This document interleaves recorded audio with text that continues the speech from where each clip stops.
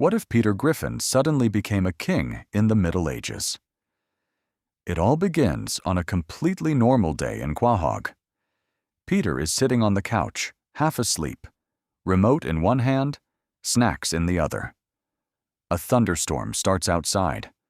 Lightning flashes. The TV flickers. Peter laughs at something stupid on screen, and then a massive bolt of lightning strikes the house. Everything goes white. When Peter opens his eyes, he's no longer in his living room. He's lying face down in cold mud. The air smells like smoke and horses. In the distance, he hears shouting and the clash of metal. Peter slowly lifts his head. Around him are soldiers in full medieval armor. Banners wave in the wind. A massive stone castle stands on a hill. One knight suddenly gasps and drops to his knees. "Your Majesty, you survived." Peter looks around in confusion. Then he looks down at himself. He's wearing heavy royal robes. A golden crown sits slightly crooked on his head. Apparently, the real king had just fallen during a battle. The kingdom was in chaos. The royal advisors were desperate. And somehow, this loud, confused man, who appeared out of nowhere, looked close enough to the king to convince everyone he was royalty. Within hours, Peter is escorted into the castle.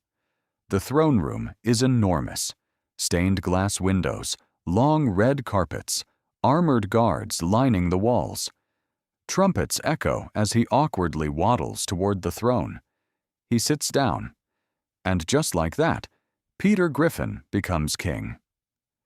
At first, he has no idea what he's doing. The royal advisor approaches him. "Your Majesty, the neighboring kingdom threatens war. We must decide how to respond."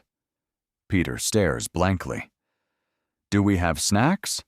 The advisor freezes. Peter quickly learns that being king isn't just about wearing a crown.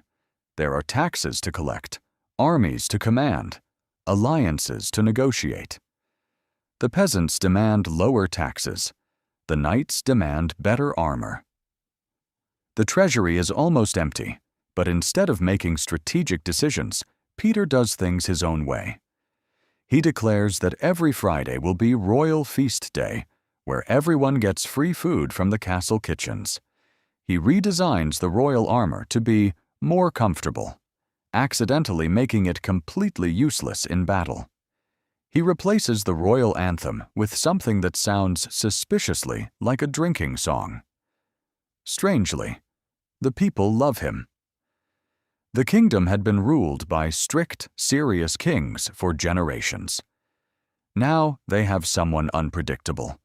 Someone who laughs loudly, makes ridiculous speeches, and occasionally falls off the throne.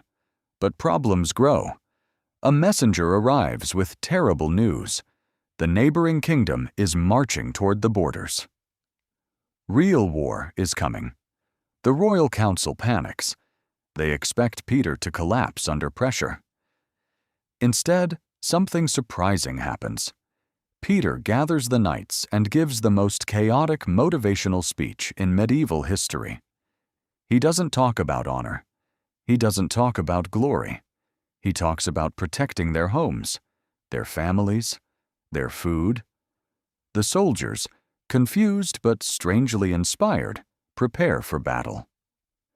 When the enemy army arrives, Peter accidentally invents the most unexpected strategy ever. Instead of charging directly, he orders the army to create loud noises, set up fake wooden, giant machines, and confuse the enemy at night with fire and shouting.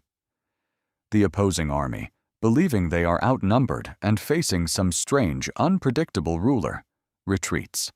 The kingdom is saved. Peter returns to the castle as a hero. The people cheer his name. Long live the king! Over time, his strange ideas begin to change the kingdom. He lowers unfair taxes. He allows peasants to speak directly to the throne once a month.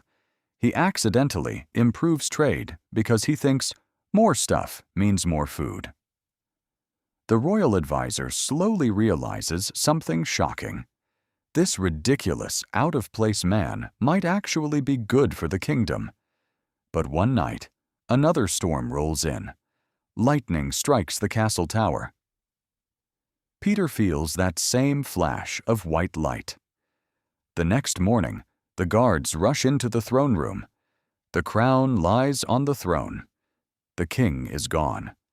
Back in Quahog, Peter wakes up on his couch. The storm outside is fading. The TV is back on like nothing happened. He looks down at his hand. There's a small golden ring he's never seen before. He smiles.